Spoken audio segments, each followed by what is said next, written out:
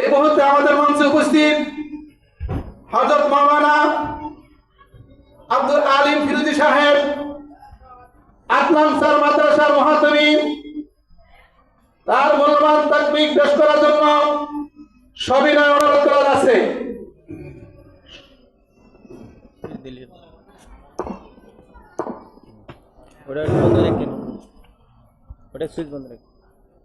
আসসালামু আলাইকুম ওয়া রাহমাতুল্লাহি ওয়া বারাকাতুহু। সালামের উত্তরটা আশপাশে যারা আছে আবারও সালাম দিচ্ছি। আসসালামু আলাইকুম ওয়া রাহমাতুল্লাহি ওয়া বারাকাতুহু। ওয়া আলাইকুম আসসালাম ওয়া রাহমাতুল্লাহি ওয়া বারাকাতুহু। আলহামদুলিল্লাহ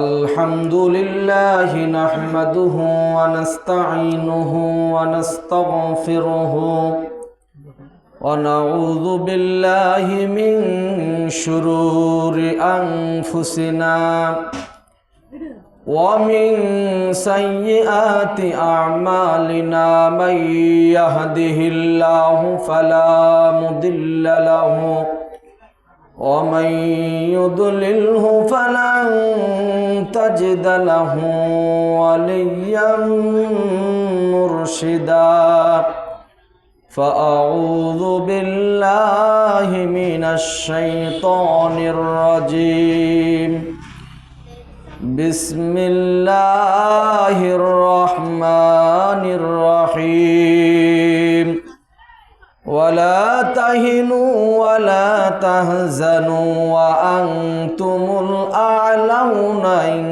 كنتم مؤمنين وقال تعالى في شان حبيبه ولا تبرجنا تبرج الجاهلية الأولى وقال النبي صلى الله عليه وسلم إنما الأعمال بالنيات وإنما لامرئ ما نوى فمن كانت هجرته إلى الدنيا أو يصيبها أو إلى امرأة فأنكحها إلى ما هاجر إليه وقال الشاعر মুরগা কাজে বাইজা বেরু আয়া দরুজি তলাবাত মুরগা কাজে বাইজা বেরু আয়া দরুজি তলাবাত আদমিয়া জাদানা দারত খবর আকল তুমিজ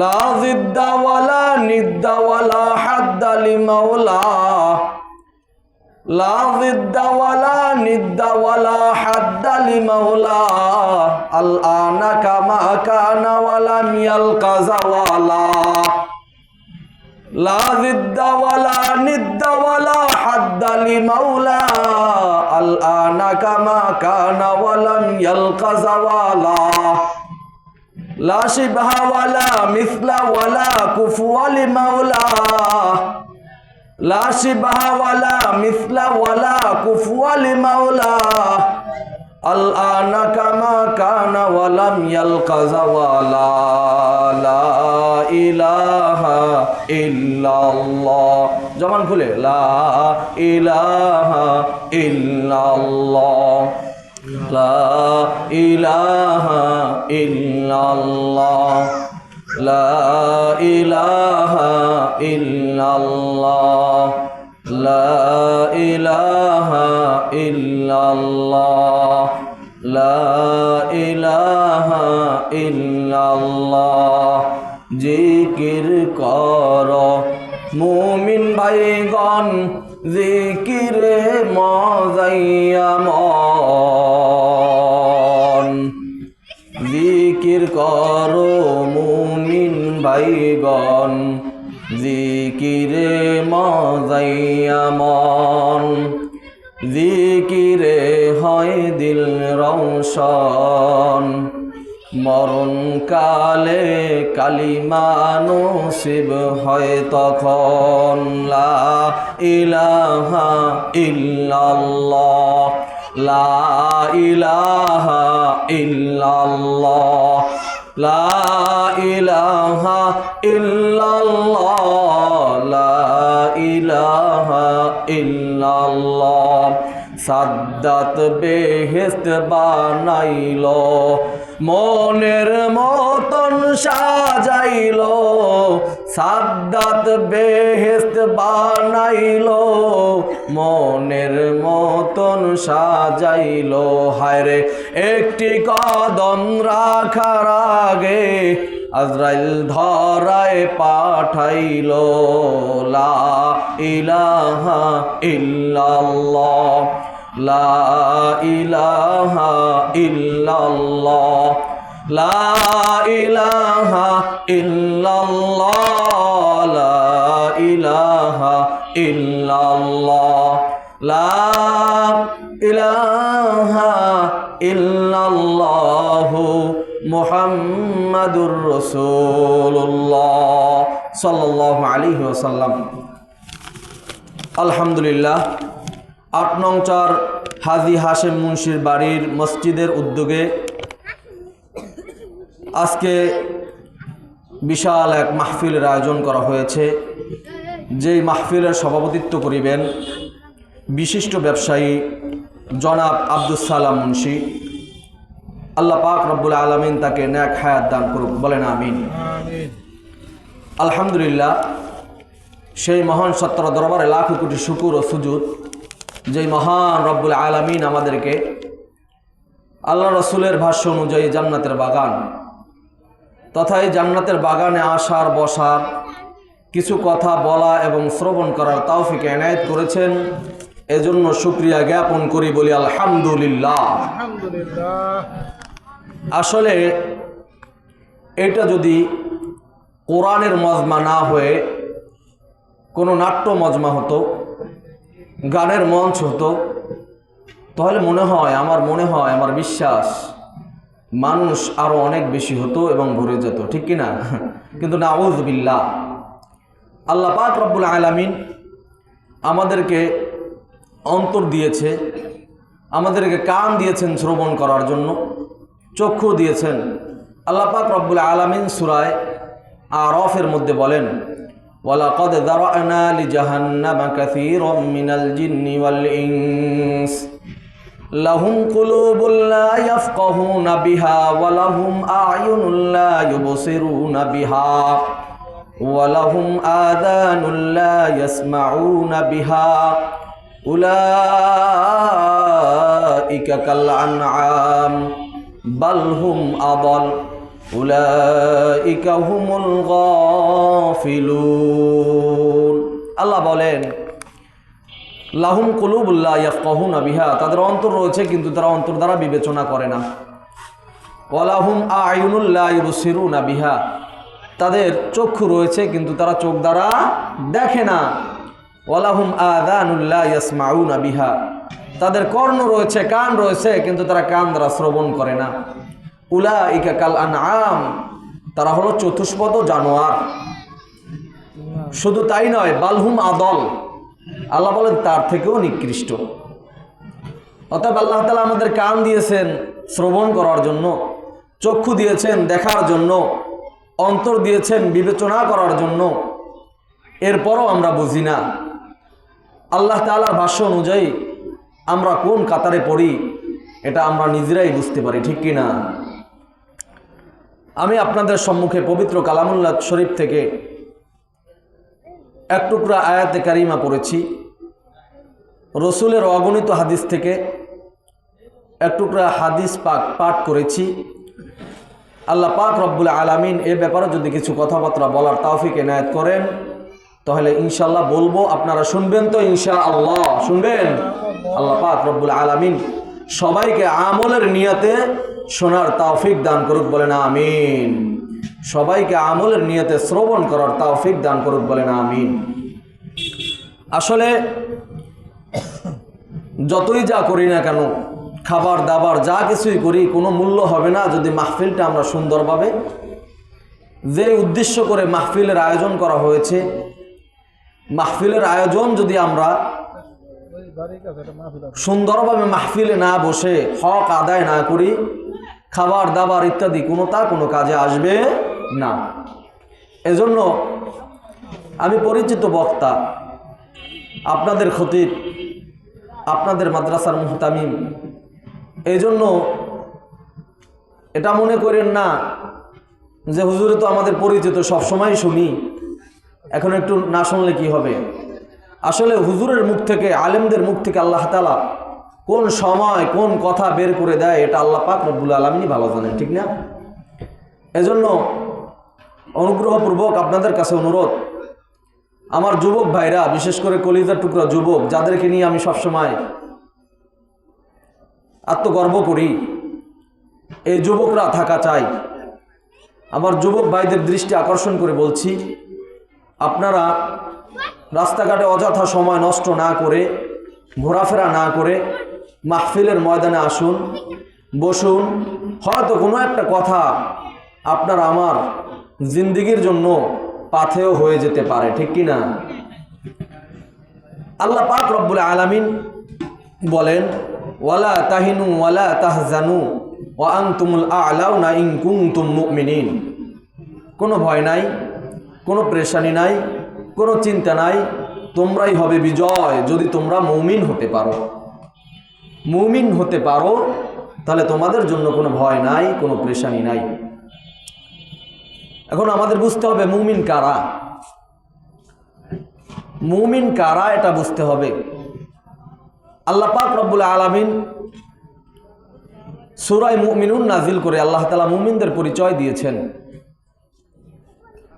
মুরব্বী এইদিকে, ভাইজান এইদিকে, সামনে বসলে ভালো লাগবে, একদম সামনাসামনি, এই পেশায় পাশে বসা লাগবে না, সামনে আসেন, সামনে আসেন। আল্লাহ পাক রব্বুল আলামিন পবিত্র কালামুল্লাহ শরীফে বলেন, ওয়ালা তাহিনু ওয়ালা তাহজানু ওয়া আনতুমুল আ'লাউনা ইন কুনতুম মুমিনিন। কোনো ভয় নাই, কোনো পেরেশানি নাই, কোনো টেনশন নাই, তোমরাই হবে বিজয় যদি তোমরা মুমিন হতে পারো। আল্লাহ পাক রব্বুল আলামিন সূরা মুমিনিন নাযিল করে মুমিনদের ব্যাপারে আলোচনা করেছেন। قد أفلح المؤمنون الذين هم في صلاتهم خاشعون। আল্লাহ বলেন মুমিনরা বিজয়, মুমিনরা বিজয়। মুমিন কারা? যারা তাদের নামাজের মধ্যে ভীতু সন্ত্রস্ত হয়ে বিনয়ের সাথে আল্লাহর সামনে দাঁড়ায়। বলেন সুবহানাল্লাহ। নামাজের মধ্যে যখন দাঁড়াবেন বিনয়ের সাথে, ভয় নিয়ে, আল্লাহ পাক রব্বুল আলামিনের ভয় নিয়ে বিনয়ের সাথে দাঁড়াবেন নামাজের মধ্যে। তো বিনয়ের সাথে যদি নামাজের মধ্যে দাঁড়ান, আল্লাহ পাক রব্বুল আলামিন বলেন ওই ব্যক্তি হবে মুমিন যে বিনয়ের সাথে আল্লাহ তাআলার সামনে দাঁড়িয়েছেন। বলেন সুবহানাল্লাহ। আল্লাযীনা হুম ফি সলাতিহিম খাশিউন আল্লাযীনা হুম আনিল লাগবি মুরিদুন। মুমিন তারা যারা তাদের মুখ থেকে অনর্থক ফাহেসা কথা বলবে না। বলেন সুবহানাল্লাহ। মুমিন যে হবে সে নামাজ পড়ে আইসা অনর্থক একটা কথা বলতে পারে না, মজা কইরা ইয়ারকি কইরা কোনো গুনাহ সে করতে পারে না। কারণ জেনে নেন, মজার গুনাহ, ইয়ারকির গুনাহ আল্লাহ তাআলা ক্ষমা করেন না। কারণ কি জানেন?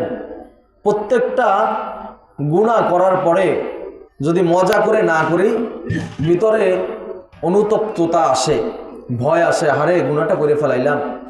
কিন্তু যদি মজা করে আমরা গুনাহ করি, তখন আর অন্তরের ভিতর ভয় আসে না, কারণ আমি তো ইয়ারকি করছি। আমার যে ইয়ারকির মধ্যে গুনাহ হয়েছে এটাই আমি বুঝতে পারি নাই। আর ইয়ারকির মধ্যে গুনাহ হইলে যেহেতু বুঝতে পারি নাই, আমার তওবা করারও মতন সুযোগ হয় না, ঠিক কি না? এজন্য ইয়ারকির গুনাহ আল্লাহ ক্ষমা করেন না, কারণ ইয়ারকির মধ্যে তওবা করা হয় না, ঠিক কি না? এজন্য ইয়ারকির মধ্যে গুনাহ করলে আল্লাহ তাআলা ক্ষমা করেন না। এজন্য ইয়ারকি থেকে বেঁচে থাকতে হবে। আল্লাহ পাক রব্বুল আলামিন আমাদেরকে অনেক মায়া মহব্বত করে সৃষ্টি করেছেন। আল্লাহ পাক রব্বুল আলামিন মানুষদেরকে সৃষ্টি করার মাধ্যম একটা হলো কারণ, আল্লাহ তাআলা মানুষের কাছে ধন দৌলত টাকা পয়সা কিছু চান না। কারণ আল্লাহ পাক রব্বুল আলামিন মানুষের কাছে মুহতাজ নন। মুহতাজ আল্লাহ তাআলা মানুষের কাছে মুহতাজ নন, এমনকি পৃথিবীর মধ্যে কোনো কিছুর কাছেই আল্লাহ তাআলা মুহতাজ নন। কুল হুয়াল্লাহু আহাদ, আল্লাহ হলেন এক, আল্লাহুস সামাদ, তিনি বেনিয়াস, অমুখাপেক্ষী, কারো সাথে মুখাপেক্ষী নয়। লাম ইয়ালিদ ওয়া লাম ইউলাদ, তিনি কারো থেকে জন্মগ্রহণও করেন নাই, কাউকে জন্ম দেনও নাই। ওয়া লাম ইয়াকুল লাহু কুফুয়ান আহাদ, আল্লাহ পাক রব্বুল আলামিনের সাথে সাদৃশ সমকক্ষ কিছু নাই, ঠিক না? আল্লাহর কাছে আল্লাহর সমকক্ষ কিচ্ছুই নাই। আল্লাহ পাক রব্বুল আলামিন একক এক, তার সমকক্ষ কিছু নাই। এজন্য প্রিয় দোস্ত বুজুর্গ, আমাদের বুঝতে হবে আমাদের এমনই একজন রব যার কোনো সমকক্ষ নাই। আমি আপনাদেরকে যে আলোচনা করতে চাচ্ছি সে আলোচনার মূল পয়েন্ট হলো আল্লাহ পাক রব্বুল আলামিন নারী এবং পুরুষদেরকে জোড়ায় জোড়ায় বানাইছেন, ঠিক কিনা? আদম আলাইহিস সালাতু ওয়াস সালামের বাম পাশের পাজরের হাড্ডি থেকে আম্মাজান হাওয়া আলাইহাস সালাতু ওয়াস সালামকে বানিয়েছেন। আল্লাহ পাক রব্বুল আলামিন নারী পুরুষের মধ্যে বৈষম্যতা, মহব্বত, ভালোবাসা আল্লাহ পাক রব্বুল আলামিন সৃষ্টি করে দিয়েছেন, ঠিক কিনা? নারীদের জন্য আল্লাহ পাক রব্বুল আলামিন পর্দার কথাও বলেছেন। হাদিসের মধ্যে এসেছে হযরতে আলী রাদিয়াল্লাহু তাআলা আনহু জনাবে মুহাম্মদুর রাসূলুল্লাহ সাল্লাল্লাহু আলাইহি ওয়াসাল্লাম মসজিদে নববীর মধ্যে বসা,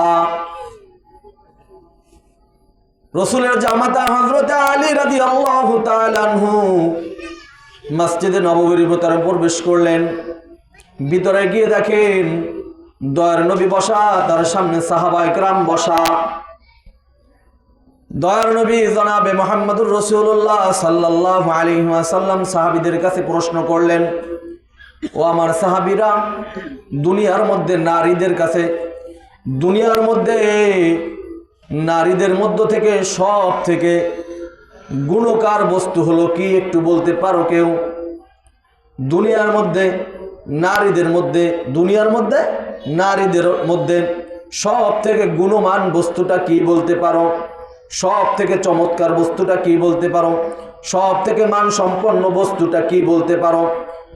হযরতে আলী রাদিয়াল্লাহু তাআলা ওই মজলিসের মধ্যে বসা ছিলেন। সব সাহাবায়ে কেরাম চুপ হয়ে গেলেন, কেউ উত্তর দিতে পারে না। হযরতে আলী রাদিয়াল্লাহু তাআলা বললেন, ওই মজলিস থেকে তিনি চলে গেলেন। একটা দৌড় দিয়াম তার স্ত্রী হযরতে ফাতেমা রাদিয়াল্লাহু তাআলা আনহার দরজায় গিয়ে হাজির। আলী রাদিয়াল্লাহু তাআলা আনহু দরজার সামনে গিয়ে বলেন, আসসালামু আলাইকুম ইয়া আহলাল বাইত, আসসালামু আলাইকুম ইয়া আহলাল বাইত। ঘর থেকে ওয়া আলাইকুমুস সালাম বলে ফাতেমা রাদিয়াল্লাহু তাআলা আনহা দরজাটা খুলে দিলেন। জনাবে মুহাম্মদুর রাসূলুল্লাহ সাল্লাল্লাহু আলাইহি ওয়াসাল্লামের প্রিয় সাহাবী আলী ডাক দিয়া বললেন, ফাতেমা, তোমার কাছে আমার একটা প্রশ্ন আছে। ফাতেমা রাদিয়াল্লাহু তাআলা আনহা ডাক দিয়া বললেন, স্বামী গো, আপনি কোথা থেকে এসেছেন? আমি তোমার বাবা জনাবে মুহাম্মদুর রাসূলুল্লাহ সাল্লাল্লাহু আলাইহি ওয়াসাল্লামের নিকট থেকে বাড়িতে এসেছি একটা প্রশ্ন হল করার জন্য। প্রশ্নটা কি স্বামী গো বলেন? কয়, প্রশ্ন হলো তোমার বাবা আমার নবী আমার শ্বশুর জনাবে মুহাম্মদুর রাসূলুল্লাহ সাল্লাল্লাহু আলাইহি ওয়াসাল্লাম বলেছেন, দুনিয়ার মধ্যে নারীদের নিকট সব থেকে দামি এবং গুণবতী জিনিসটা কি, এইটা আমি তোমার কাছ থেকে জানতে চাই।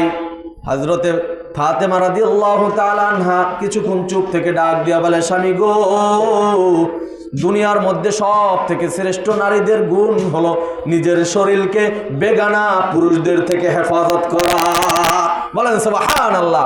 নিজের শরীরকে, নিজের সতরকে, নিজের চেহারাকে বেগানা পুরুষদের থেকে হেফাজত করা। বলেন সুবহানাল্লাহ। নারীদের সব থেকে দামি একটা জিনিস। বলেন সুবহানাল্লাহ। বেগানা পুরুষ বিয়াই চিন্তা করে ছেলের জন্য বিয়ানের মেয়ে আনছি তো বিয়ানকে সালাম দিই। আসলে সালাম দেওয়া বিয়ানের জন্য জায়েজ নাই, হারাম। ভালো পাইয়ে দেই। যেই সমস্ত নারীদেরকে বিবাহ করা জায়েজ 14 জনের কথা আল্লাহ তাআলা কোরআনে বলেছেন, তাদেরকে বাদ দিয়া সালাম দেওয়াটা হারাম। আমরা ইয়ারকিতে রহস্য কইরা ভাবি সাহেবকে সালাম দেই, এটা যাবে না। নিজের স্ত্রীকে সালাম দেই না, অথচ ভাবি সাহেবকে সালাম দেই, ঠিক কিনা? হযরত আলী রাদিয়াল্লাহু তাআলা আনহু যখন গিয়া সালাম দিলেন, সালামের উত্তরটা হযরতে আলীর স্ত্রী ফাতেমা উত্তরটা সুন্দরভাবে দিলেন। আল্লাহ রাসূল সাল্লাল্লাহু আলাইহি ওয়াসাল্লাম বলেছেন, যে ব্যক্তি সালাম দিবেন তার আল্লাহ তাআলা 90টা নেকি দিয়া দিবেন, আর যে ব্যক্তি সালামের উত্তর দিবেন আল্লাহ পাক রব্বুল আলামিন তাকে 10টা নেকি দিয়া দিবেন। বলেন সুবহানাল্লাহ। সালাম দেওয়ার মাধ্যমে শান্তি হয়। কি হয়? শান্তি আসে সংসারের মধ্যে। হাদিসের মধ্যে এসেছে, দয়ার নবী সাল্লাল্লাহু আলাইহি ওয়াসাল্লাম তার বিবিদেরকে নিয়ে বসা, হঠাৎ করে অন্ধ সাহাবী আব্দুল্লাহ ইবনে উম্মে মাকতুম রাসূলের নিকটে গেলেন দেখা করার জন্য, কথা বলার জন্য। দয়ার নবী জনাবে মুহাম্মদুর রাসূলুল্লাহ সাল্লাল্লাহু আলাইহি ওয়াসাল্লাম ডাক দিয়া বিবিদেরকে বলেন, বিবিরা তোমরা এখনই ঘরের মধ্যে প্রবেশ করো। তখন বিবিদের মধ্য থেকে একজন ডাক দিয়া বললেন, ইয়া রাসূলুল্লাহ, ইয়া হাবিবাল্লাহ, ও দয়ার নবী, আপনার সাথে দেখা করার জন্য যে আসতেছে সে তো হলো অন্ধ। আব্দুল্লাহ ইবনে উম্মে মাকতুম, তার চক্ষু নাই। দয়ার নবী ডাক দিয়া বলেন, ও বিবি, অন্ধ ব্যক্তি আমার কাছে দেখা করার জন্য এসেছে, তার চক্ষু নাই, কিন্তু তোমাদেরকে তো আল্লাহ তাআলা চক্ষু দান করেছেন। বলেন সুবহানাল্লাহ। এই কথার মানে কি বুঝলেন? যে তারা অবশ্যই অন্ধ ব্যক্তি আব্দুল্লাহ ইবনে উম্মে মাকতুম তোমাদেরকে দেখবে না, ঠিক আছে, তোমরা তো তাকে দেখবা, ঠিক না?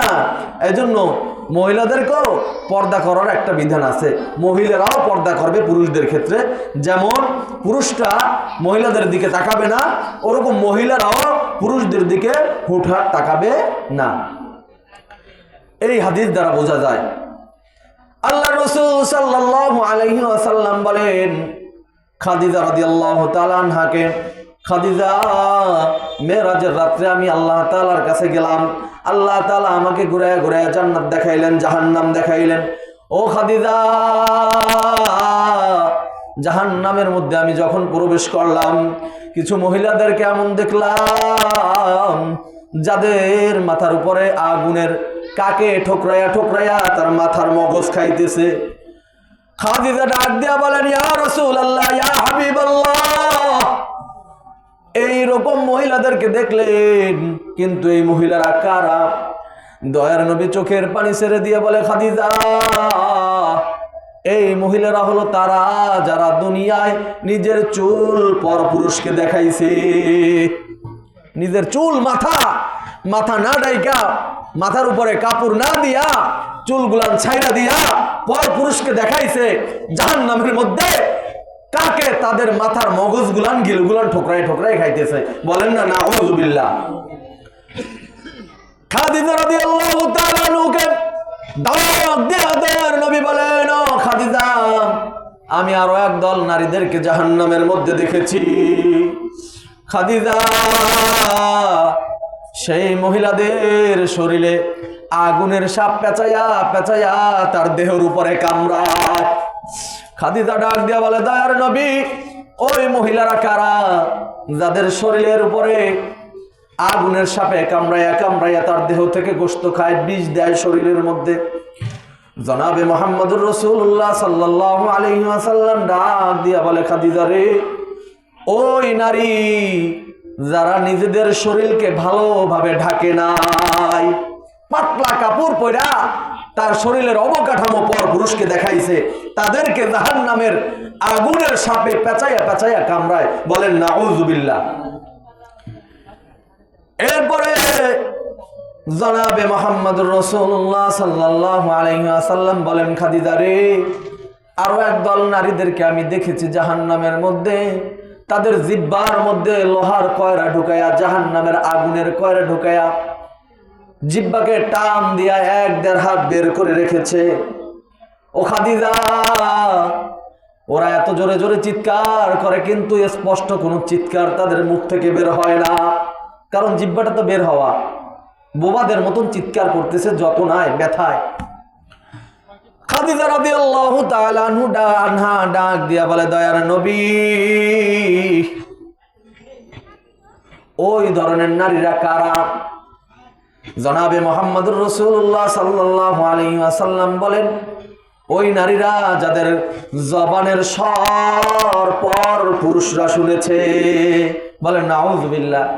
এমন জোরে ঝগড়া লাগাইছে যে পাশ থেকে বেটারা হাঁটতে পারে না, তারা ওই মহিলার কণ্ঠের স্বর শুনে গেছে।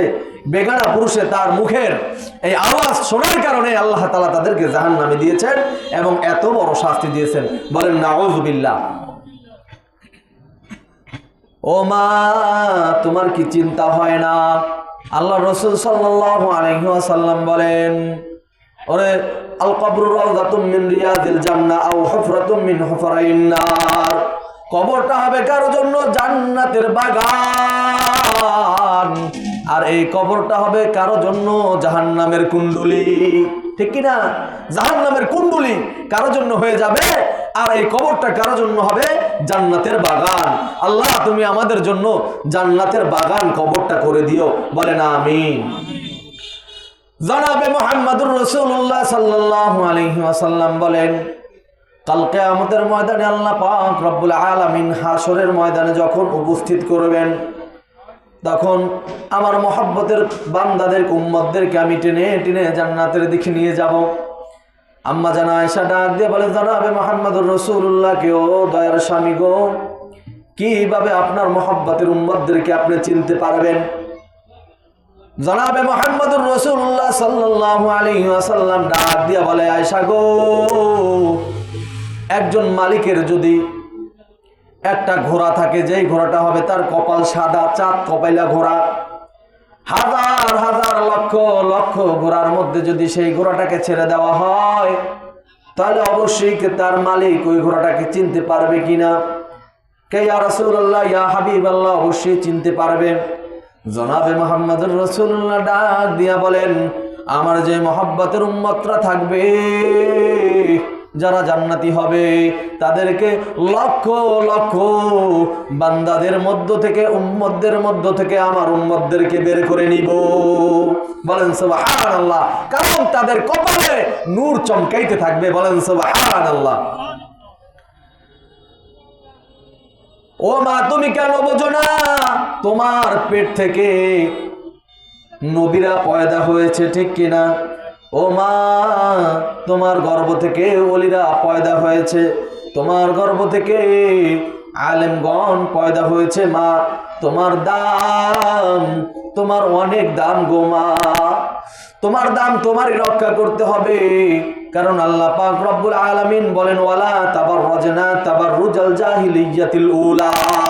তোমরা তাবাররুজ করে জাহিলি যুগের মতন তোমরা তাবাররুজ করে চলো না। তাবাররুজ দ্বারা কয়েকটা ব্যাখ্যা আসে। এক নম্বর, খোলামেলা হায়ানের মতন বেপরোয়া, এভাবে তোমরা চলো না। আল্লাহ তাআলা বলেন, ওয়ালা তাবাররাজনা তাবাররুজাল জাহিলিয়াতিল উলা। তাবাররুজ করে দুনিয়ায় চলো না, দাম্ভিক্য করে হায়ানের মতন দুনিয়ায় চলো না।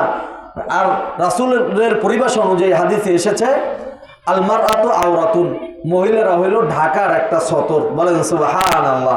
মহিলারা থাকবেই সবসময় ঢাকা ঢোকা থাকবে।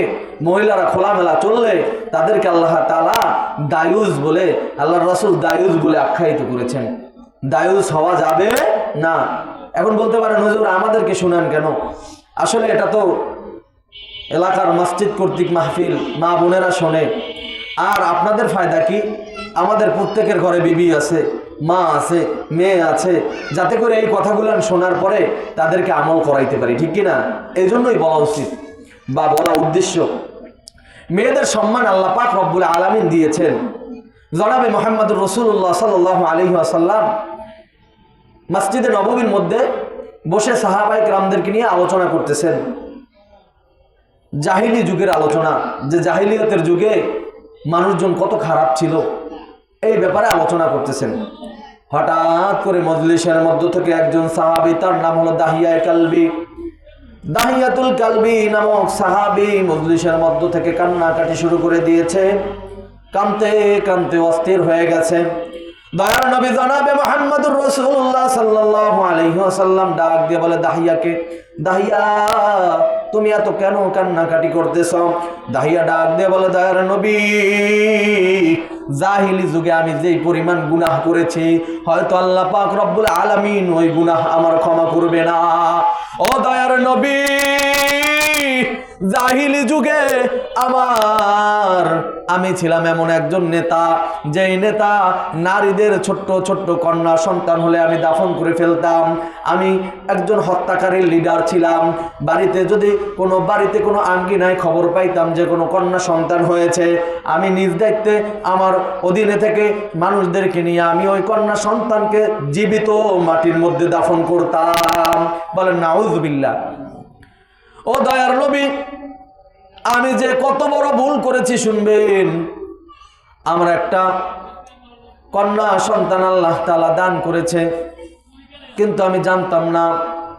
আমি ব্যবসার উদ্দেশ্যে দূরে রওনা হইলাম। আমার বিবির গর্ভের বয়স তখন 6 মাস।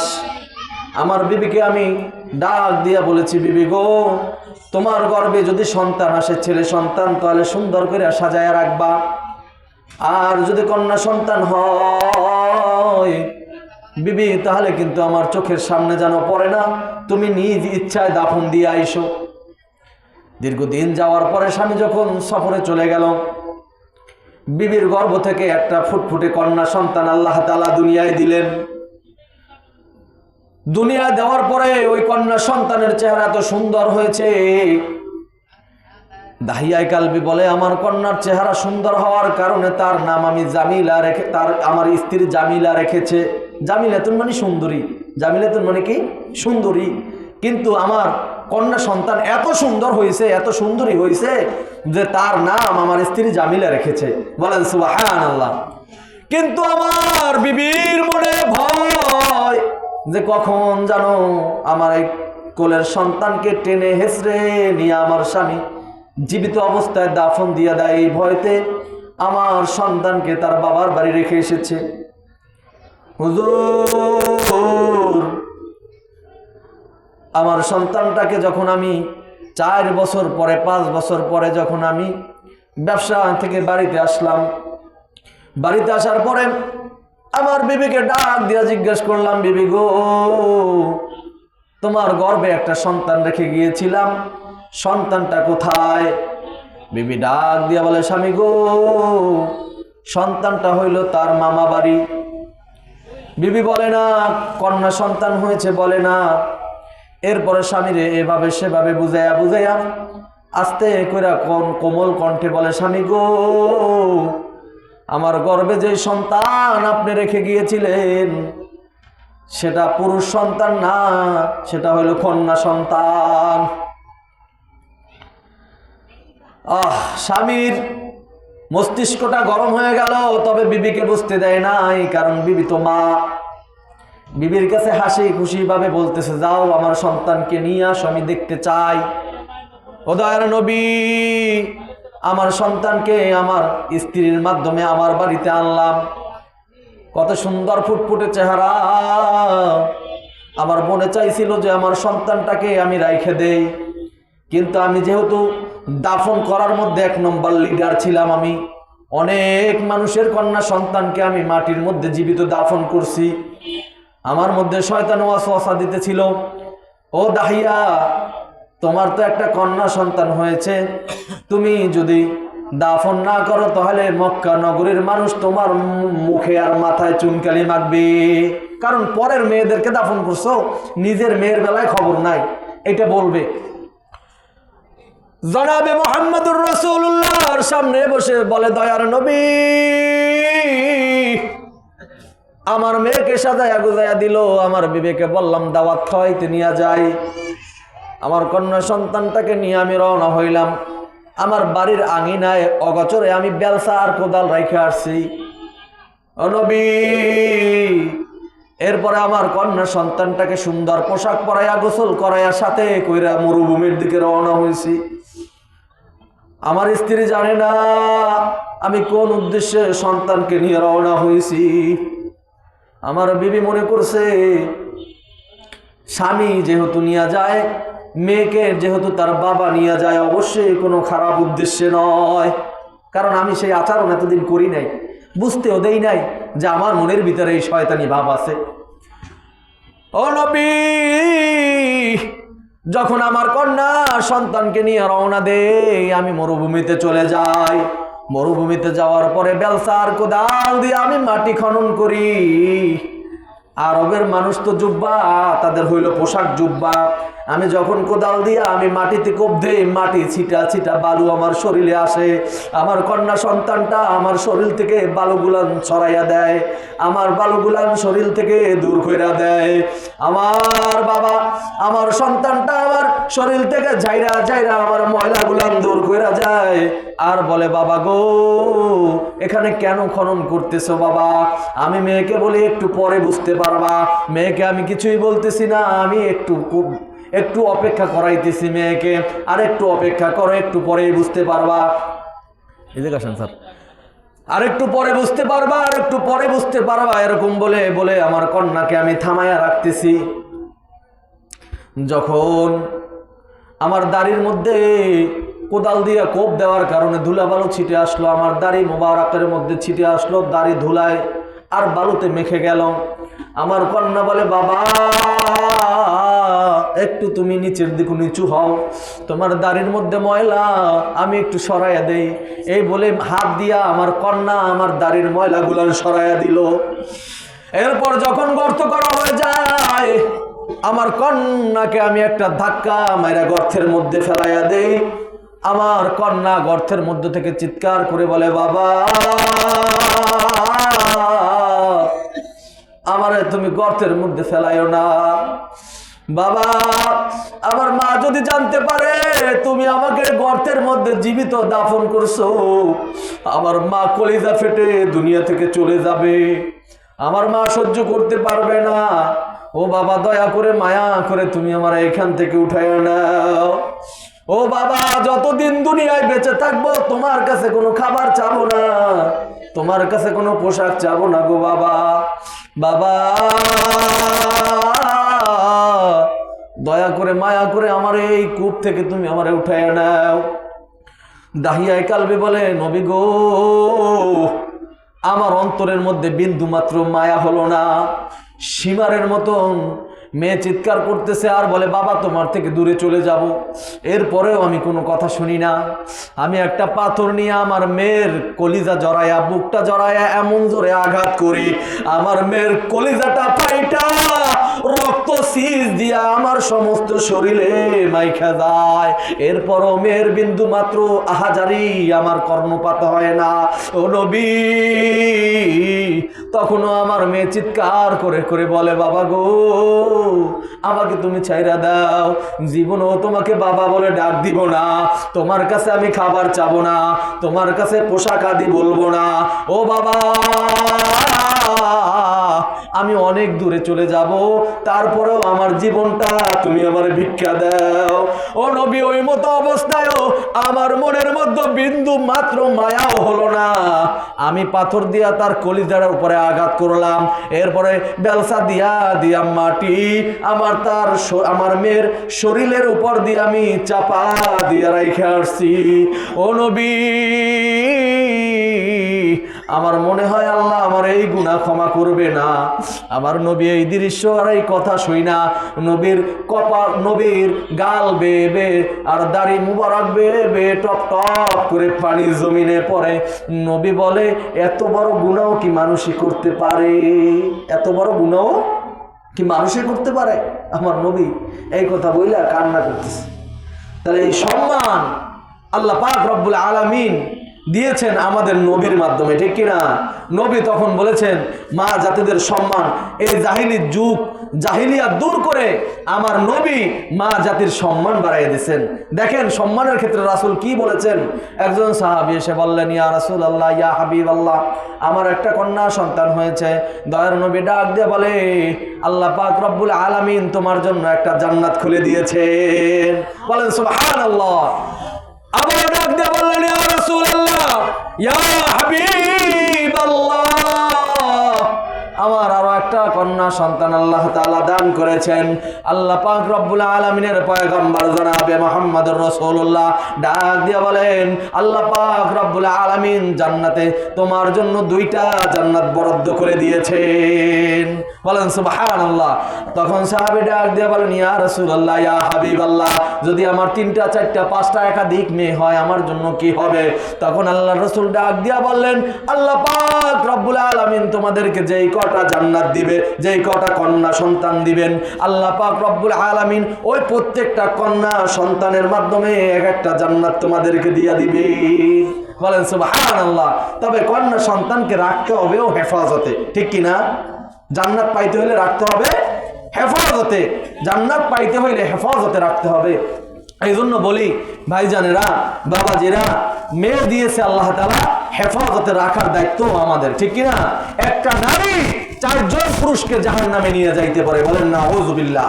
একটা নারী 4জন পুরুষকে জাহান্নামে নিয়ে যাইতে পারে। 1 নম্বর বাবা। 1 নম্বর কে? বাবা। যতদিন পর্যন্ত বিবাহ হবে না তার আগ পর্যন্ত বাবার অধীনে থাকবে।